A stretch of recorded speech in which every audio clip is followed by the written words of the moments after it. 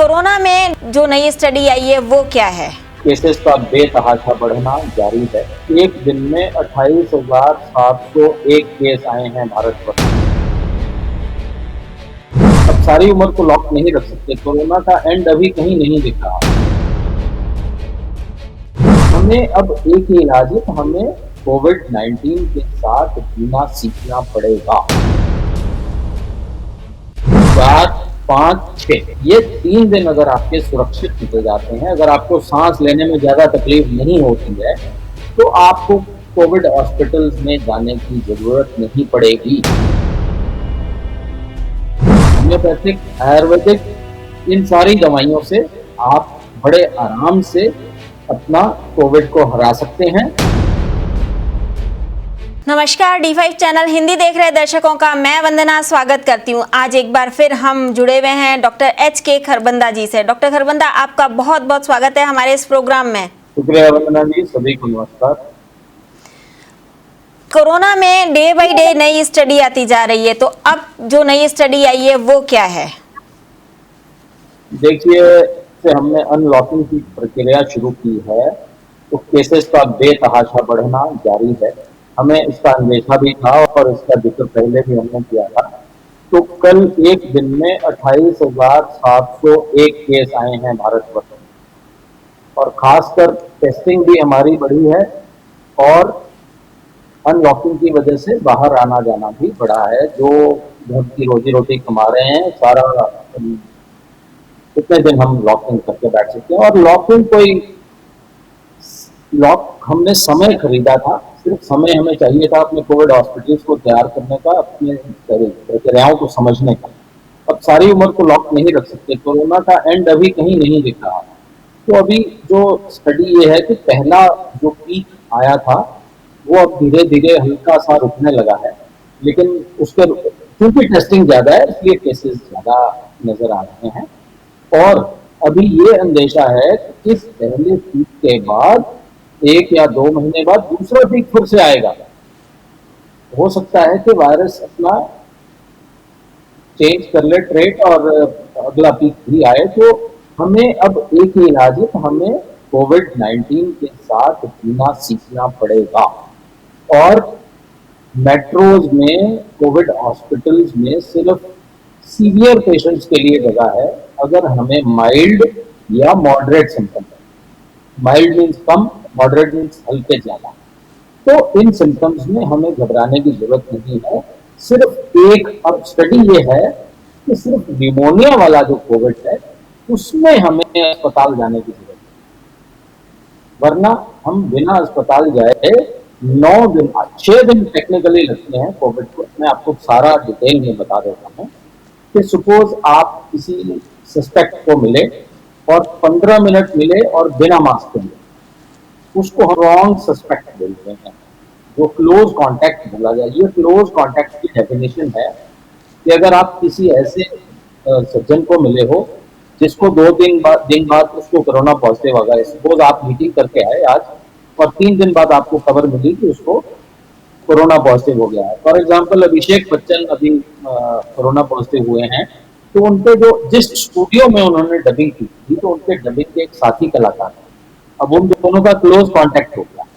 तो उस close contact के केस में हमने ये देखना है कि 5वें से 10वें दिन के बीच में सिम्टम्स आए, और जिस दिन से सिम्टम्स आएंगे उस दिन से पहले 3 दिन उन्होंने खूब एहतियात रखनी है कि सिम्टम तेज ना हो जाए। अगर सके तो 15,000 रुपए की कीमत में पल्स आता है।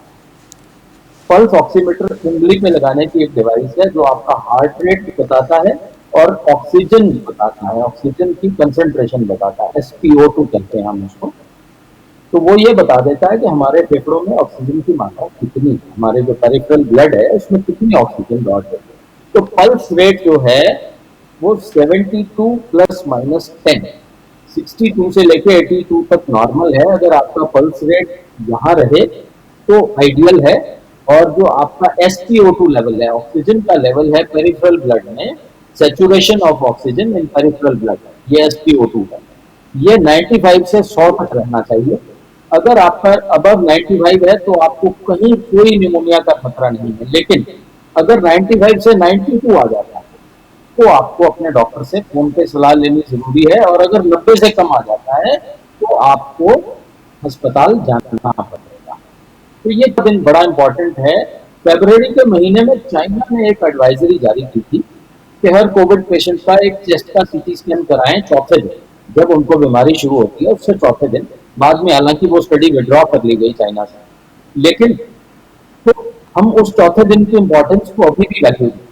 अगर हम अपना ऑक्सीजन का सेचुरेशन लेवल नाप लें और अगर वो 92 से नीचे नहीं जाता तो आपको ना आईसीयू की जरूरत पड़ेगी, ना ऑक्सीजन की पड़ेगी, किसी भी चीज की जरूरत नहीं पड़ेगी। और एक बात, एक नई एलोपैथी है जो डेक्सामेथासोन निकाल लिए, कॉम्बिनेशन देते हैं वो, एक एंटी इंफ्लेमेटरी, एक एंटीवायरल और एक स्टीरॉयड और एक ऑक्सीजन। ये चार चीजें एलोपैथी वाले दे रहे हैं ताकि अगर चौथे दिन आपको निमोनिया के सिम्टम्स आए। निमोनिया का सिम्टम्स है सांस लेने में तकलीफ का, तो इसमें बड़ा आसान एक घरेलू टेस्ट, अगर आप ऑक्सीमीटर नहीं है आपके पास, 1500 रुपए खर्चने में भी आपको मुश्किल है और या आपको मिल नहीं रहा, गाँव में नहीं अवेलेबल है, तो आप 1 मिनट चलें घर के अंदर ही, 1 मिनट लगातार चलें। आपको अगर सांस नहीं फूलता तो आपका ऑक्सीजन लेवल ठीक।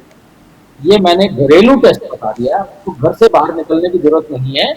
मैं रिपीट कर देता हूँ, बहुत इंपॉर्टेंट है। अपनी बीमारी के चौथे दिन आप 1 मिनट लगातार चलें। अगर आपका सांस नहीं फूलता तो अभी आपको डॉक्टर के पास जाने की जरूरत नहीं है, चाहे कोविड पॉजिटिव है चाहे नहीं।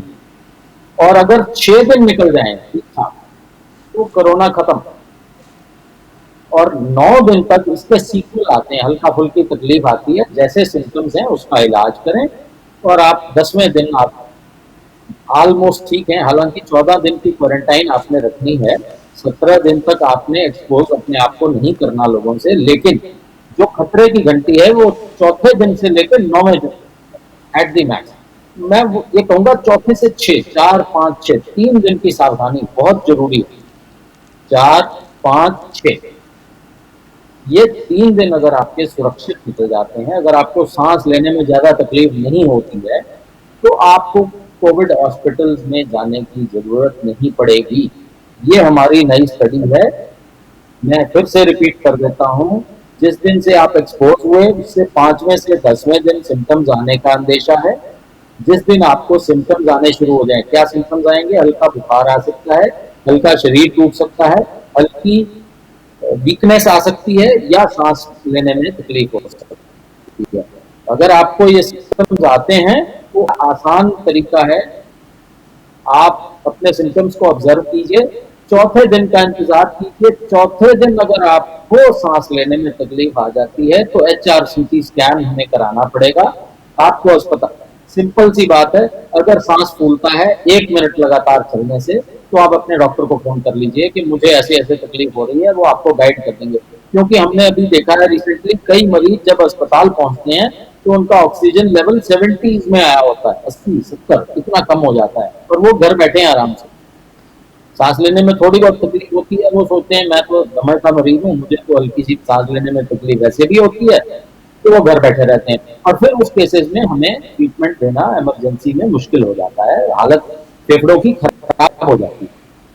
अगर हम सेफ रहना, देखिए कोरोना के साथ जीना है वो तो हमने समझ लिया, तो हम एहतियात, अगर आप कोई मीटिंग करनी है 10 फुट के एक कमरे में, आप किसी के साथ मीटिंग कीजिए, 2 गज की दूरी पे बैठिए, दोनों ने मास्क लगाए, सिंपल सी बात, तो उसमें कोई परेशानी नहीं है। एक बार मैं एसी की गाइडलाइन दोहराना चाहूंगा, क्योंकि गर्मी बहुत है, अब एसी के बिना रहना थोड़ा मुश्किल है। तो कार का जब एसी चलाएं तो उसमें एक बाहर से हवा अंदर आने वाला मोड होता है, उस पर चलाएं और हल्के हल्के शीशे खुले रखें, तो कार का एसी आप चला सकते हैं।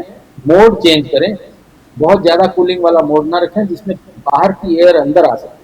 मकसद ये है कि एयर सर्कुलेट होती है, वही एयर ना घूमती है। और इसी तरह सबसे सेफ है विंडो एसी।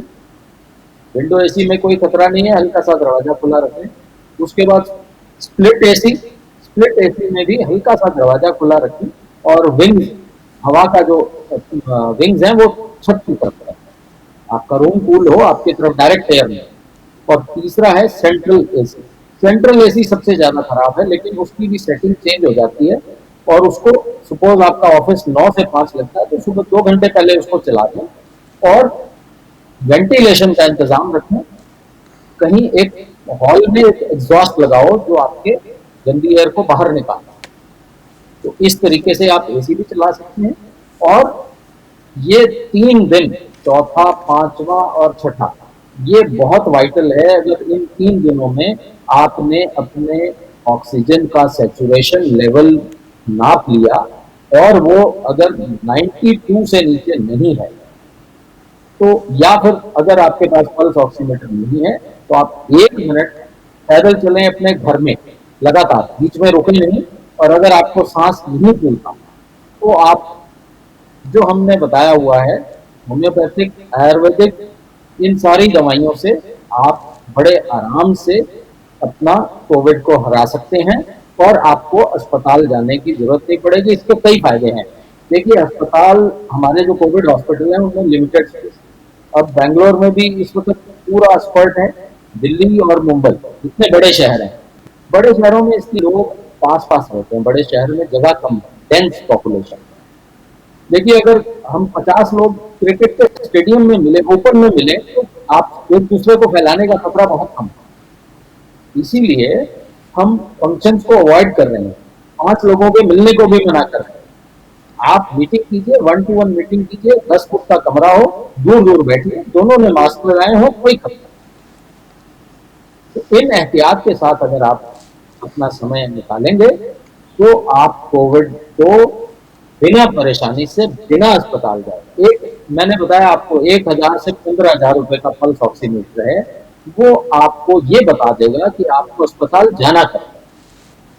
इतना आसान है। और फिंगर पे लगाना है, कुछ भी नहीं करना, उसका बटन दबाना है, आपके सामने आपके हार्ट की रेट आ जाएगा।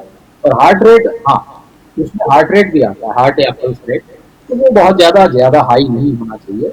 अमूमन 1 डिग्री बुखार के साथ 10 पल्स रेट बढ़ जाता है।